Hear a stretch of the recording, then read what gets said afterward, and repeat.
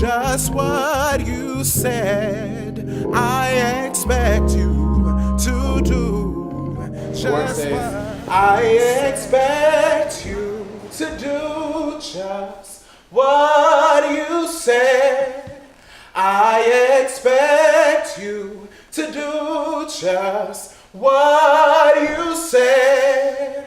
For if I do just what you said, I expect you to do just what you said.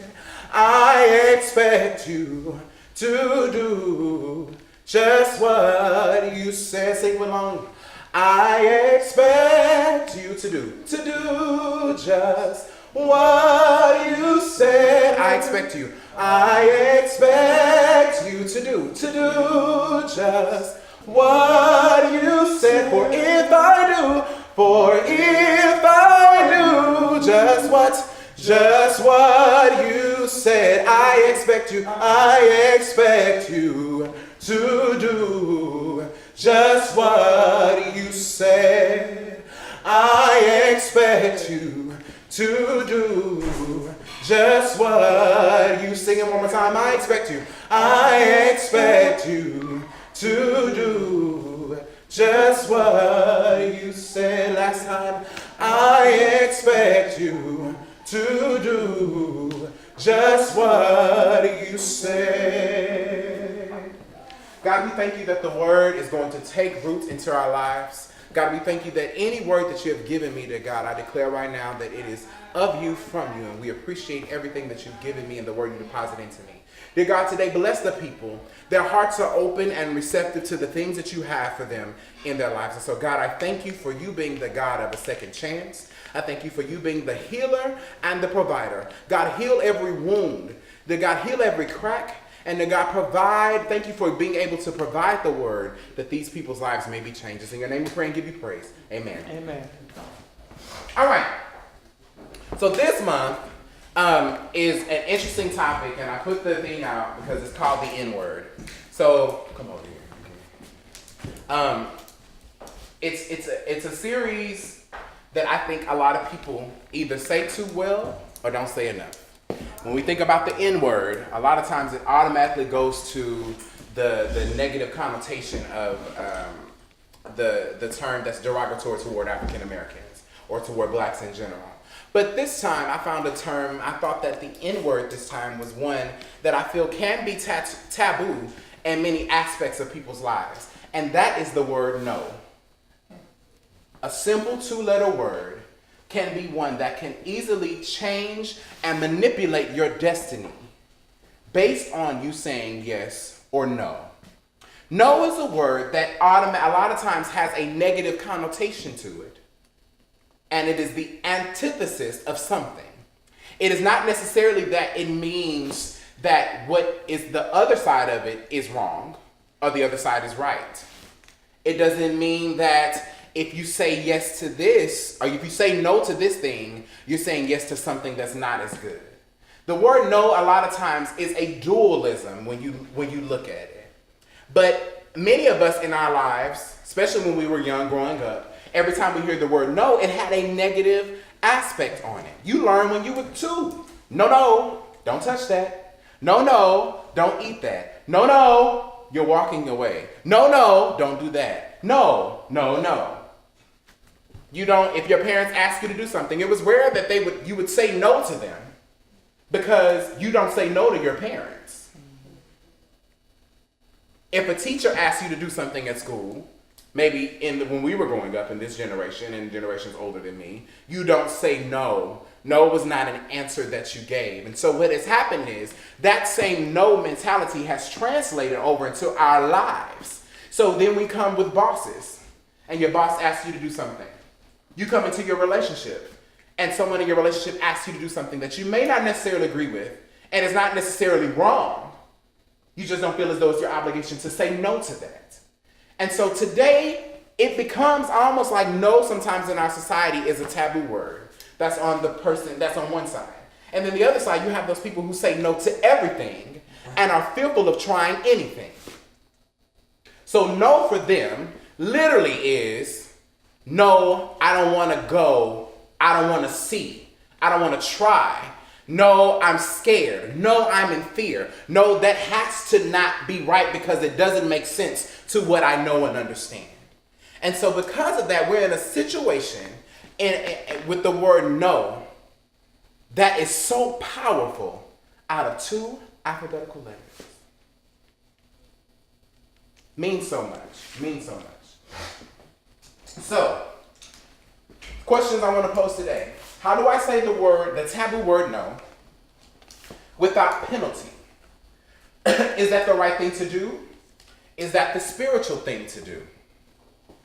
We're good? Is that the right thing to do? Is that the spiritual thing to do? I want you to write the word algorithm. Algorithm. ALGORITHM. I just want to make sure everybody has it. Algorithm. ALGORITHM.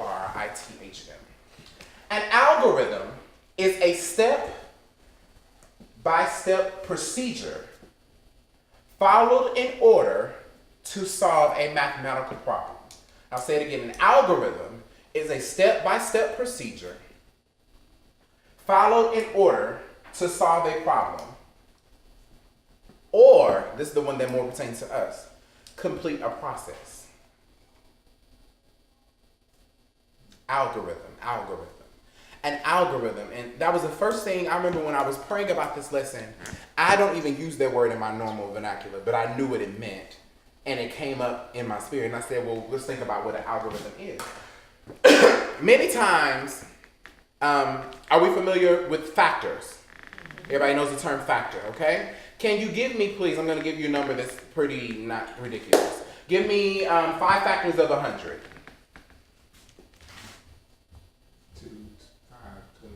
2, 5, 25, 10, 50, and 4 will be the 6th one. Okay? Now, Jessica, your 2 factors are going to get to 100 will be 4 and 25. Your factors would be 2 and 50. Yours would be 5 and 20. Who's wrong in getting to 100? None of us. Now, if I say your number cannot be both of your numbers have to be even numbers, is that possible? Yes. In order to be 100, what factor is an even number to both be 100? Huh? 2 and 50. They're both even numbers. However, who had 2 and 50? I did. So is theirs wrong to get to 100? No. It's just that there were another set of no's, or limitations in your algorithm. Everybody's algorithm is different. Whatever the design and destiny of your life is different from everyone else's. Now, 3 and 4 of us in here are singers, okay? As singers, the thing that I teach in my voice lessons is not all the time do you have to produce and do the same thing as someone else in order to produce a sound that you need. At the end of the day, we need a quality sound that is produced from you. Your timbre, your structure, the way you are, is going to cause for you to have to do different things than Joe Schmo over here to produce that sound.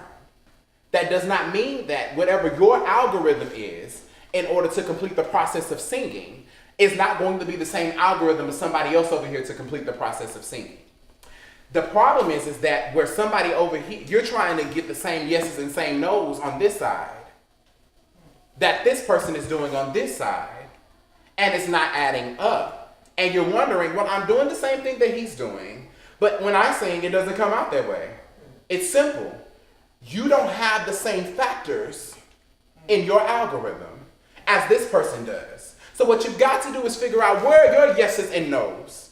Where are your 1s and 2s? Where are your okays and no okays? Where are your paths, yeses, straights, anything that it takes? Where are the composites of you so that it will produce the product in the end that may look the same, just of a separate quality? So I'm going to go back to last month where we talked about what's yours like. The topic last month was what's yours like? And we were talking about what's everyone's specialty. What is everyone's that's about them? The undescribable thing that is about them. What's so special about you? And that's something very hard for many people to understand. Because if I figure out what's so special about me and the world doesn't like it or accept it, how do I function in my life? What happens when ridicule comes because of the gift that God has uniquely given me? If I don't fit in, how do I make it work? What if that means that all my friends have to change? What if that means that at the age of 45, my career has to change? Because now I finally found the gift that's inside of me. It's a hard situation to deal with.